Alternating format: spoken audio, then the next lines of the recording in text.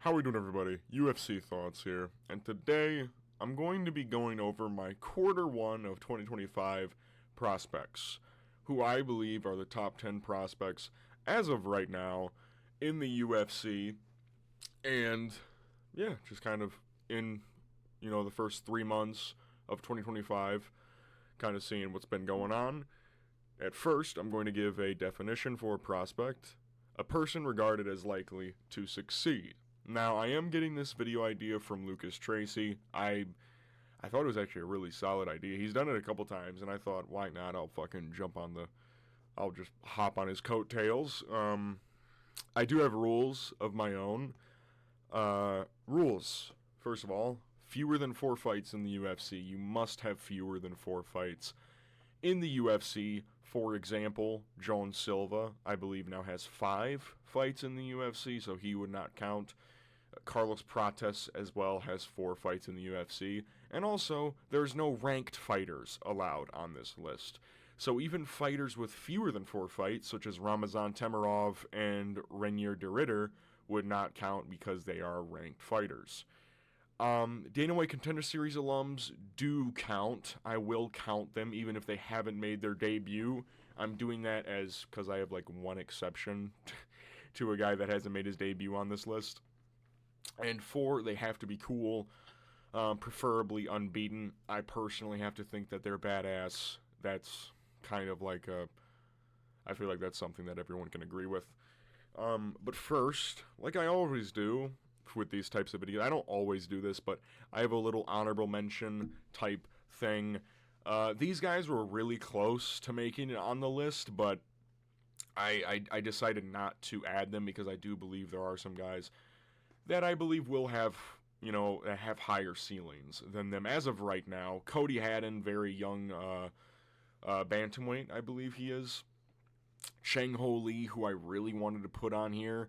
Myron Santos, he was going to be on here, but the Francis Marshall performance probably docked him a couple points. Ateba Gautier, he's very young, so he definitely has a lot of room for improvement. Marco Tulio literally got added to this list about 8 minutes ago, in retrospect to his Trayshawn Gore performance and Ihor Potieria performances. But that's enough of honorable mentions. I could have added way more guys. Let's get right into the top 10. Number 10. Who's the number 10 prospect in the UFC right now? In my personal opinion, I'm putting welterweight Islam Dulatov. Now, this is the one exception to, or the reason why I have Dana White Contender Series alums being able to put on this list is because I put Islam Dulatov at number 10. Physical attributes. He's 26 years old, 6'3" with a 75-inch reach. He's 11-1. That's his professional record. He is yet to debut. He was supposed to debut in Seattle against Adam Fugit, but he got injured. He won against Vinildo Antunes on the Contender Series, nasty elbow KO, and that one loss in his career was his first ever fight. Why is Islam Dulatov a top 10 prospect in my personal opinion? He has crazy finishing potential. I believe he has a 100% finish rate. I believe he has 6 KOs, 5 submissions.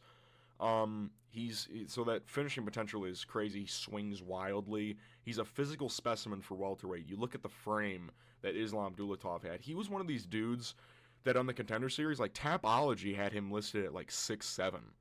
And I was like, what the fuck is going on there? And they had him as 6'7" on the, because someone brought it up on the Contender Series. Like, someone has him listed as 6'7", but he's 6'3", still huge for the division. And he's not like skinny, he's like full for the division. Chechnya born. He was born in Chechnya, and then he moved to Germany. Entertaining fight style. I love the way this dude fights. He is kill or be killed to the max, but he's usually killing motherfuckers.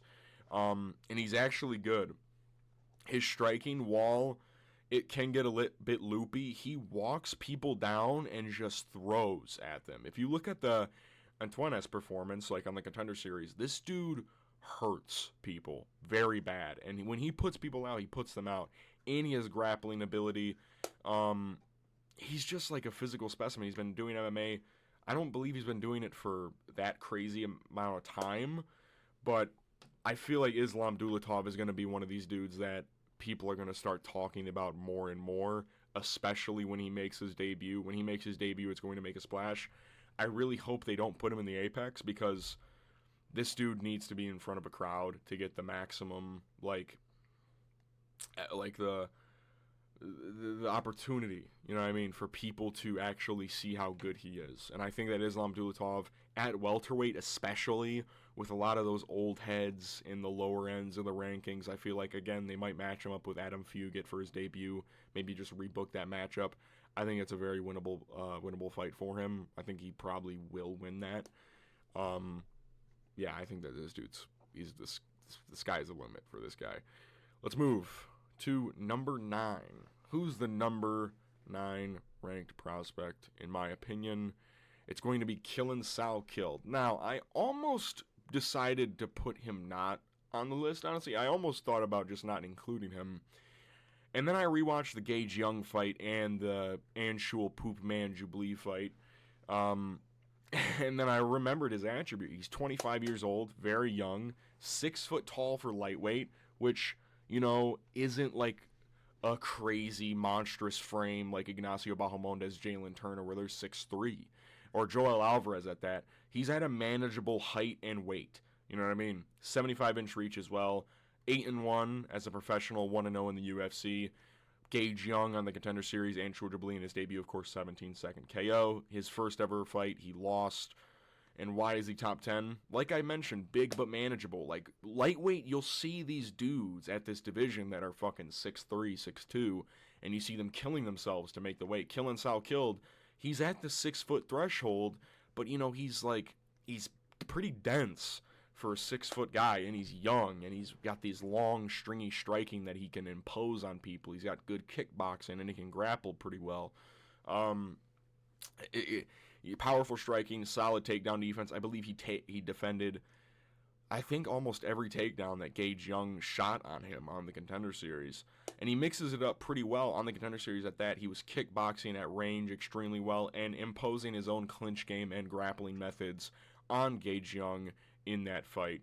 And he's training out of Australia. He's probably going to, I don't know if he trains out of City Kickboxing. I imagine that if he wants to make a bigger splash, he could probably go train with them. But Killen Salkild, you know, he's got a big frame for lightweight.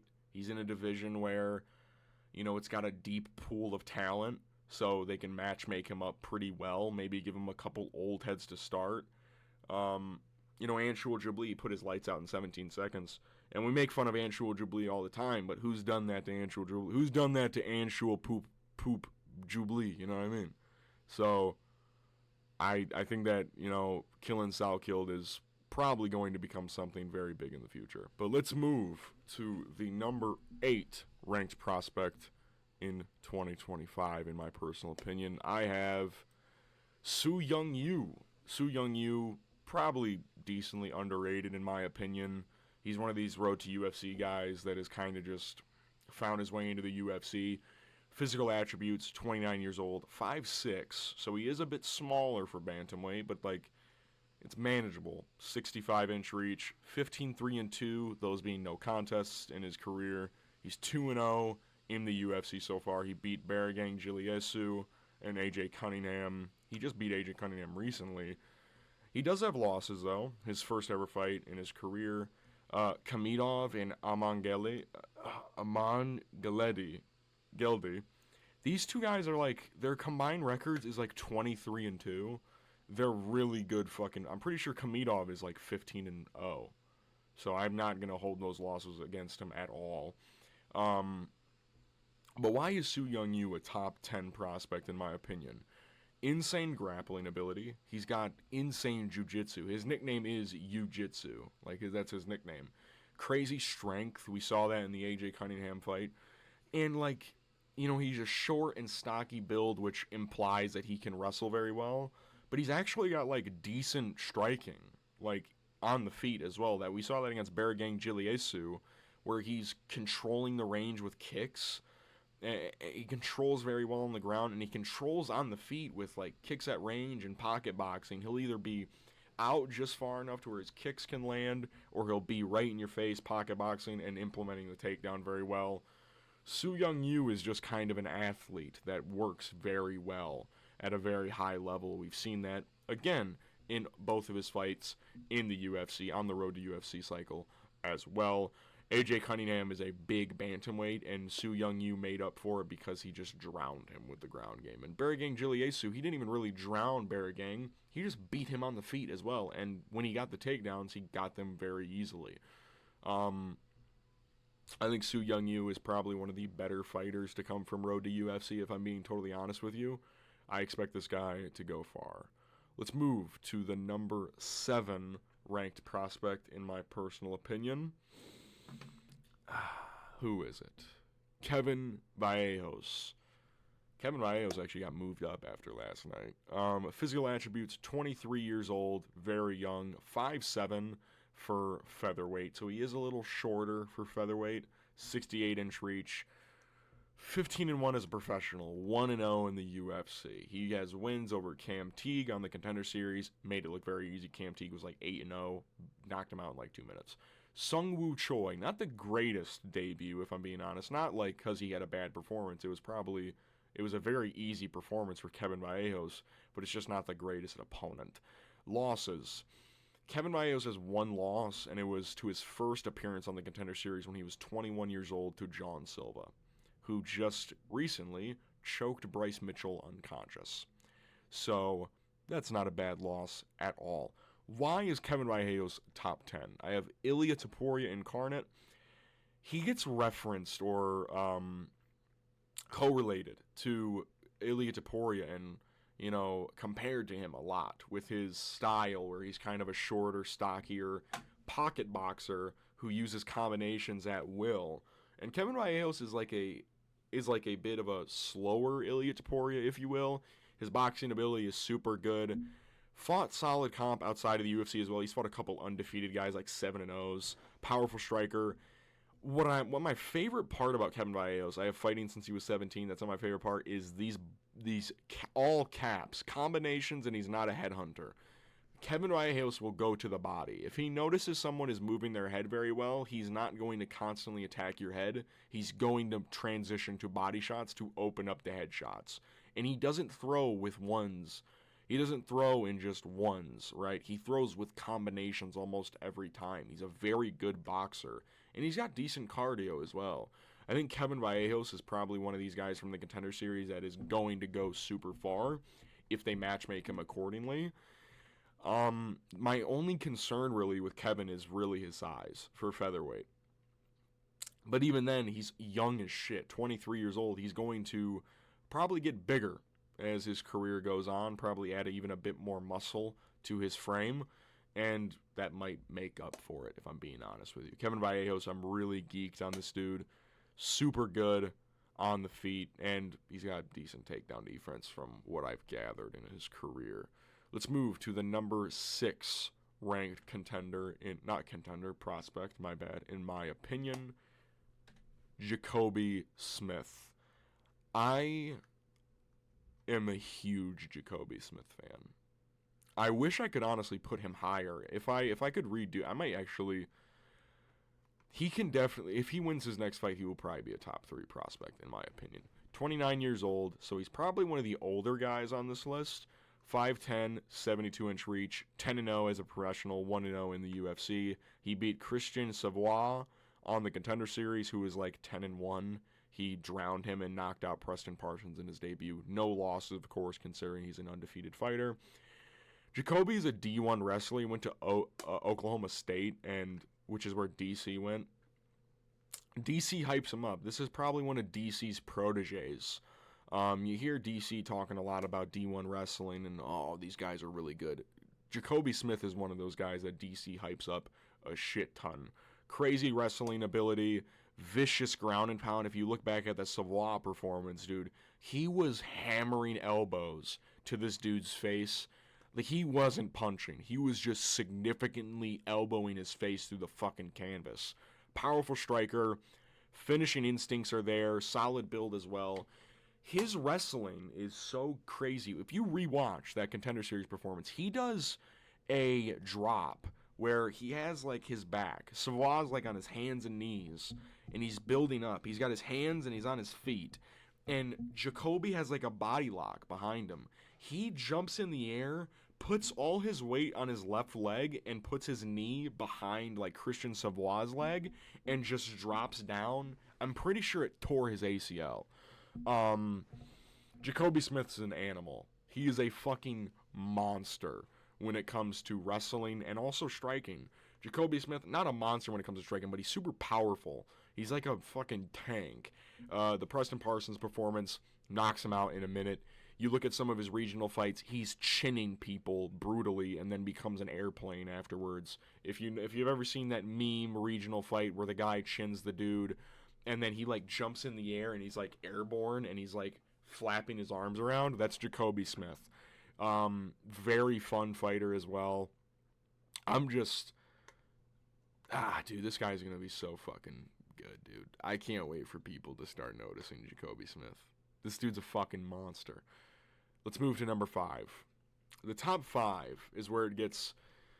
Honestly, this list, you can shift it around in any order if you want. It's a very subjective list. There's no, like, objective listings when it comes to any of these things.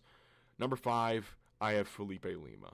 Felipe Lima is a weird case because he's very young, 26 years old, 5'6", actually shorter than Kevin Vallejos for featherweight, 68-inch reach, 14-1 overall as a record, 2-0 in the UFC, wins over Muhammad Naimov and Miles Johns.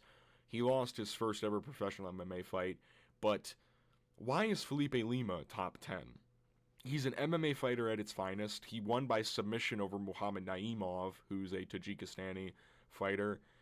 He's got great grappling ability, and he's very quick on the feet. Quick as fuck is what I have written down there. And he's able to he's able to go 3 rounds very easily. Championship experience in Octagon, I believe, is the promotion he was in prior. But what makes Felipe Lima a weird case is he has infinite lighter man skill. Felipe Lima was a bantamweight normally before he joined the UFC. He took the Muhammad Naimov fight short notice up a weight class. And now he kind of just fights at featherweight. I don't know if he's going to go back down to bantamweight. I don't know if he ever will. Because honestly, his speed at featherweight is probably a problem for a lot of people. He's very quick when it comes to the striking ability and also takedown threats and also just being able to grapple pretty well. As I have written down, aforementioned striking and grappling ability. He's crazy when it comes to kicking speed. His punches are coming in hot. Doesn't have a lot of... I don't know if he has a crazy amount of finishes. But he's just there, man. He's always there, very fast. The Muhammad Naimov performance was wild because I went in that fight knowing Felipe Lima was probably a better fighter, but I thought the size advantage would get to him. And in the second round it did, but in round 3, Felipe Lima was just like, fuck it. And then just charged at him, took him down, took his back, and subbed him almost immediately. The Miles Johns performance, yet again, another short notice appearance from Felipe Lima, tunes up Miles Johns. Those are 2 crazy UFC wins. Miles Johns is like 7-3 in the UFC. Muhammad Naimov is 5-1. Like, these are really good wins. Muhammad Naimov beat fucking, why can't I think of his name? Nathaniel Wood. He beat Nathaniel Wood. So, and Felipe Lima beat Muhammad Naimov. So, that'll tell you all you need to know about Felipe Lima. Crazy good. Let's move to number 4. Who's number 4? I think you guys... If you've watched my content before, you know how I feel about Umar Sy. Umar Sy is probably my favorite heavier weight prospect in the entirety of the UFC, I'll be honest with you. 29 years old, 6'4", 83-inch reach, 11-0, 2-0 in the UFC, wins over Tuco Tokos and Da Un Jung. He has no losses considering he is undefeated. Why is Umar Sy a top 10 fighter on this list? He is huge for 205. It is very rare that you see these types of builds at 205 where they're super tall and they're super big, super tall, and have rangy arms, and they're actually an MMA fighter. Most of those guys you'll see are just strictly power punchers. Dude, Umar Sy knows how to mix it up and will mix it up very well. Good finishing potential. I believe he has 7 wins by finish. Maybe even more, honestly. Great cardio. Grappling and some pop. You know, he's got some pop to his hands. There's some regional fights where he's knocking people out with head kicks. His grappling really comes to the forefront, though. You look at the Tuco Tokos performance, where he got to the back very easily. Because I'll be honest with you, Navajo Sterling had a pretty weird performance against Tuco Tokos. Umar Sy made it look easy. All right, like you're supposed to against Tuco Tokos. Dao Jung, I wish he would have finished him, because I think people would have taken more notice of Umar. But I don't think people really. I think that performance probably made couple people shelter a little bit. I honestly wasn't mad at it. I wish he would have gotten a finish. But the fact that he realized that the grappling efforts weren't paying off in the first round, he shot like 4 takedowns and only got one of them. He realized, oh shit, let me just switch it up, and then just started beating the shit out of him on the feet and outstruck him very convincingly. And when Dao Jung got comfortable on the feet with him, he shot another takedown and got it. Umar Sy, people still don't rate him high enough, and I will continue to hype him up until he loses. And even if he does lose, I'm still on the fucking Umar Sy train, fellas. He's a Frenchman, and he's gonna win. He's gonna be he's gonna be champion, dude. He's gonna be fucking champion, dude. You guys watch. Umar Sy, lock it in, dude. Number 3. Excuse me. Who's number 3 gonna be, fellas? Who's number 3? Oban Elliott, the Welsh gangster. 27 years old, 6 foot, 72-inch reach. 12-2. 3-0 in the UFC. These top 3 guys are all 3-0 in the UFC. He has wins over Brito. I forget what the guy's first name was. That was on the Contender Series. Val Woodburn, Preston Parsons, and Basil Hafez.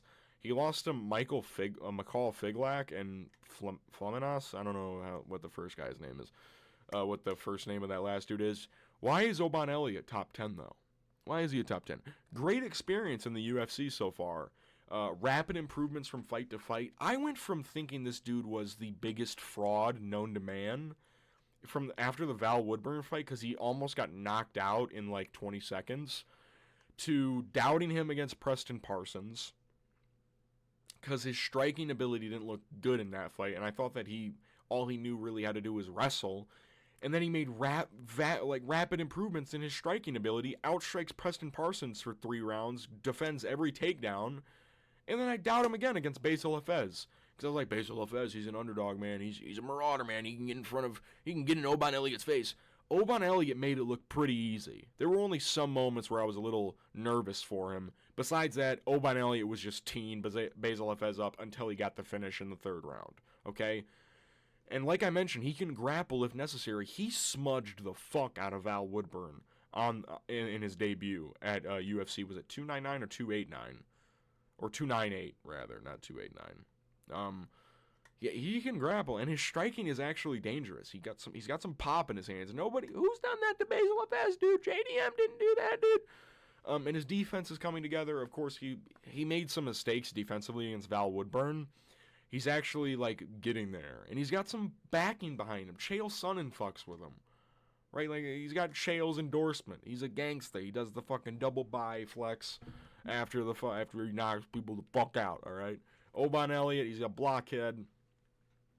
I think he's improving rapidly. And he's also got a very easy matchup up next with Ramiz Brahimaj. He's gonna fucking shin him. So, in the Apex, though, why are they doing that? Why are they putting Oban in the fucking Apex? It's gonna be his first fight in the Apex since the Dana White Contender Series, bro. He's been on a fucking pay-per-view every time. It's a stupid move.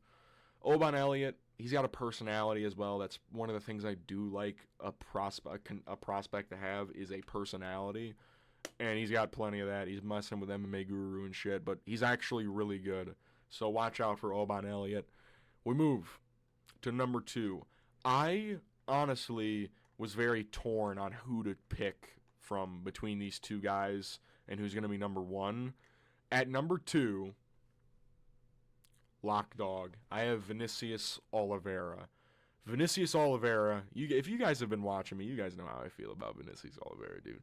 29 years old, 5'9", 70.5-inch reach at bantamweight. He's got a huge frame. 22-3, probably has the most experience out of anyone on this list. 3-0 in the UFC. He beat Madrigal on the Contender Series, knocked him out, chinned him. Bernardo Sapai had a KO of the year contender with the knockout over Bernardo Sapai. 30-27 to Ricky Simon, essentially. And he beat Said Nurmagomedov with a broken rib. Just this past February. This February. He has lost, though. I'll be honest. He got knocked out, I'm pretty sure, in all three of these. Christian Quinones, Ramos, and Taleb. Christian Quinones made it to the UFC. I'm pretty sure Taleb did too, if I'm being honest. But why is Vinicius a top 10 fighter? Why is he a top 10? First of all, he's got a great personality. Super funny on the mic. He barks at people. He's kind of like a fighting nerd, but he doesn't train with them. Marauder. He walks people down. Flashy, unorthodox striking. His angles he chooses for his strikes are wild. If you rewatch the Ricky Simón fight and the Said Nurmagomedov fight, because in the Bernardo Sapai fight, he kind of got wrestled a little bit in the first 2 rounds, and then Bernardo gassed out. Ricky Simón and Said, he's like throwing at the most awkward angles, just enough that it makes it past the guard and slices through like little openings. It's the weirdest shit ever. Heart for days, Said fight, breaks his rib in the first round, and then fights through it and ends up winning a comeback decision. He's improving rapidly. His takedown defense is really fucking good, and his offensive wrestling is really fucking good now. Honestly, probably has the best resume on the fucking list, I'll be honest with you. Like, this guy and the guy at number 1, it's pretty close on resumes. Honestly, I think I favor Vinicius a bit more. Said Nurmagomedov is a great win. Bernardo Sapai is going to probably age pretty well, and Ricky Simón is already aging decently well. He's already on a career resurgence. You know, he can mix it up, will mix it up, power and frame, powerful striking from Vinicius Oliveira, and his frame aforementioned. Dude, he's big. He's a big guy for bantamweight. 5'9", and he's like full. And he stands, he's got like Davison Figueiredo's stance, where he stands straight up, and he just kind of like fucking walks people down with his hands real low. He's so fun too. Very entertaining fighter is Vinicius Oliveira. He's calling out Rob Font right now. Maybe you make that fight. I don't think they should. I think they should probably give Vinicius either a fight to get a ranking slot or a lower ranked bantamweight. Rob Font's like number 9. Let Vinicius build up a little bit. Please don't fucking waste his potential. Let's move to number 1. Number 1, if it wasn't Vinicius, it's probably going to be this man right here, Mauricio Rufy. Mauricio just makes the cut, 3-0 in the UFC. 28 years old, 5'11", 75-inch reach. 12-1 in the UFC, 12-1 record. Holy shit! If you use 12-1 in the UFC, you wouldn't be able to be on the list. 3-0 in the UFC, with a Contender Series win over Magomed Aliyev, who trains with Islam Makhachev, who he finished in the 3rd round after he gassed out. Knocked out Jamie Malarkey. James Yontop up like 10 pounds after James missed weight, and he missed the catch weight limit as well. And then he knocked out King Green, of course. He has lost a fight to Sosa, who I believe TKO'd him. But why is Mauricio Rufy a top 10 prospect? And why is he number 1? Plot armor. He's a fighting nerd. Alright? That's all I really needed to write there, but I'll keep going. Flashy striking. We'll go for tornado kicks. We'll go for cartwheel kicks. We'll go for spinning wheel kicks. Scissor sweep takedowns. This dude's a fucking weirdo when it comes to his ability on the feet to mix in stuff. Touch of death with anything. It seems like when he touches people flush, it really fucking hurts them. The first punch he landed on Bobby broke his nose. And then the second thing he landed knocked him out. Jamie Malarkey, the first time he landed a counter left hand, or was it a counter right? He basically ended the fight there, and then he followed up with a flying knee and a bunch of barrage shots. He's a wild dude, man. Decent resume, takedown defense is improving, accurate and imposing. He's got a decent frame as well. He's not one of these 6-foot tall guys at lightweight. He's 5'11", long frame, kind of like decently proportioned body, long proportional torso to leg ratio, arms long as hell. It almost looks like every fighting nerd, like whenever people get in there with the fighting nerds, they're just scared. Like they back up every single time. Like the first time that I've seen someone not do that was fucking Drew Dober was backing up John Silva decently well. Bryce Mitchell for like the first 2 minutes was backing João Silva up, and then he just started to like lose composure. Bobby resorted to being on the back foot very early. Jamie Malarkey resorted to being on the back foot very early. James Yontop actually pressed Mauricio when he was kind of tired. But Mauricio, man, this dude is a fucking animal, all right? So this guy, these dudes are all going to be fucking, these guys are all fucking great. Let's get, so those are my quarter one review. That's my quarter one review for 2025 of my top 10 prospects. Again, prospect is a person regarded as likely to succeed. I believe all of these guys have potential to become ranked, or if not become champions, become ranked. All right, these guys are all really fucking good.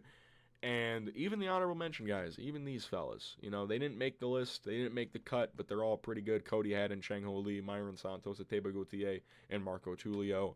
All these dudes have the ability to become ranked fighters, and I believe that they will do so. The new age of MMA, listen, there's a lot of watered down guys coming in. I understand that completely. There's a lot of filler fighters that ruin these cards. AJ Cunningham comes to mind. Guys that they just sign. You know what I mean? Steven Wynn. He hasn't even fought since his loss to fucking, what was his face? Who did he even beat? But Jarno Aarons, right? But for every, like, 2 of those guys, you get fucking 5 of these dudes who are coming up that we can watch rise in age in the UFC. Because all these dudes are young. The oldest guy on this list, who's the oldest guy? Is it 29 years old? The oldest that it gets on this list is 29. So we got a couple of great years of UFC coming up with these fellas at the helm. So just be ready. Be ready, be prepared, and watch fireworks happen. I'm UFC Thoughts. If you guys have any ideas for future uploads, just leave them in the comments below. If you like the video, give it a like. If you want to see more content like this, subscribe. It shows me that you guys want to see more content like this. And yeah, I'll see you guys in the next video. Peace.